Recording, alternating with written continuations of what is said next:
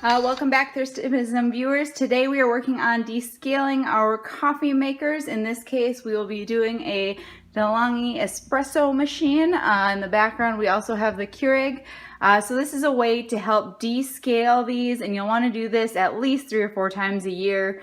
Part of the reason is if scale builds up, especially on this espresso machine, it will affect the taste of your espresso. The scale makes it so the water can't get as hot, resulting in more acidic espresso brewed, because the higher the temperature, the sweeter and more flavor builds up and less acidity. It kind of breaks down that acidity. It also will prolong the life of your espresso maker or coffee maker, either way, because the scale can build up and kind of damage components in the meantime. So we'll go ahead and get started here. So the first thing you're going to need is some vinegar. We're just using this distilled vinegar. Now, if you have a really fancy espresso maker, be sure to follow their guidelines, as we don't want to damage anything for the real expensive ones. But for this one, we're going to go ahead and dump vinegar directly into our water reservoir here. You can see I left just a tiny bit of water in there to help dilute it, but we're mostly doing vinegar, so we're going to go ahead and dump that in there. You'll want enough to make 1 to 2 cups of espresso here. And so once we do that, we're going to go ahead and turn it on. Let it warm up here. All right, you see the green light is on now, so we're going to go ahead and brew it.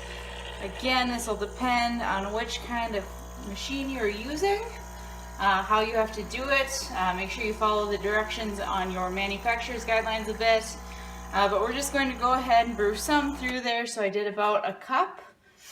And you can see there's some grounds and stuff that came out. That's pretty typical. It is slightly discolored. But once we run that through there, we'll want to let that sit for 10 to 15 minutes here, and we'll actually turn it on the milk frother now. And the reason we're letting it sit is just to kind of let that vinegar work a little bit more within the system itself. So now we're going to run the steamer or the frother on this side, and we'll go ahead and actually pour a little bit extra vinegar into our cup so we can try and clean that head. We'll also be taking that off here momentarily to wash this plastic part, because you do get milk buildup in these screws, even if you do wipe it down every day. And the reason I want to do this is just, again, to remove any of the scale from this steam pipe. But then once we're done, we'll be sure to clean this very thoroughly. So once we have this on, go ahead and run that a bunch through there. And there's definitely milk buildup in there, or scale, because my water's turning white. I'm just gonna let it run for a little while here.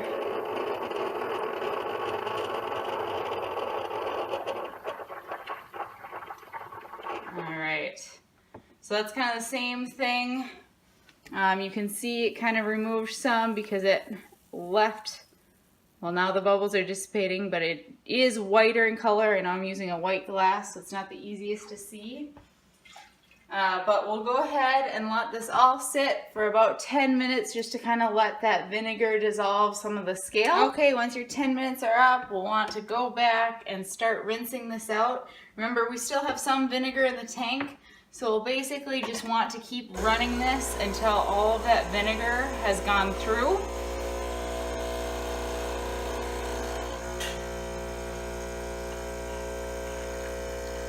So we'll just kind of let it keep running until your pot fills up, or until you're out of vinegar, and then we'll dump it and go again.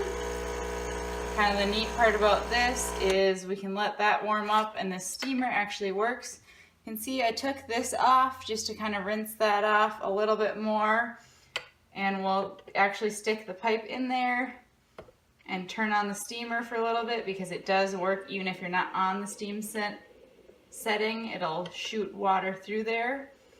So I can kind of do that at the same time. You can see that there's just some buildup here. Try and bring you in a little bit closer here. You can see that that ring just kind of forms even when we're wiping it off every day. And that's the importance of descaling this and really thoroughly cleaning your coffee maker. So we'll keep going with our vinegar here. And once we have gotten that all the way out, and it's still picking up some stuff, discoloring the water a bit, so it definitely means it's doing its job. We're getting down there in the reservoir tank. Like I said, we're going to want to run that all the way down just to try to get rid of that vinegar and really clean it. I'm kind of going back and forth. All right, guys, just keep running it down, like I said, till your vinegar is gone, and we'll keep dumping it out. And then once you have done that, you'll want to fill up your tank completely with water and run that all the way through as well, alternating between the main espresso maker and your frother. A big thing here is you do want to make sure all of the vinegar is out of your frother. Not only will lingering vinegar make your coffee acidic, it will actually curdle your milk if you try and froth your milk. Well, there's still vinegar on any of these pieces.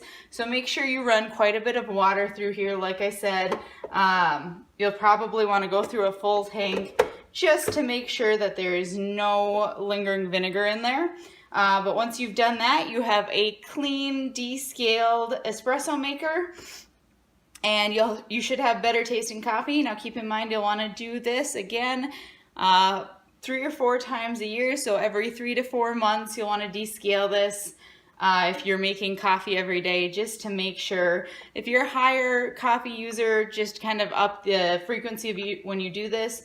And if you have hard water, you'll almost want to do this every month just to make sure that that scale isn't damaging your machine and you're not losing flavor. Thank you so much for joining us, and happy cleaning.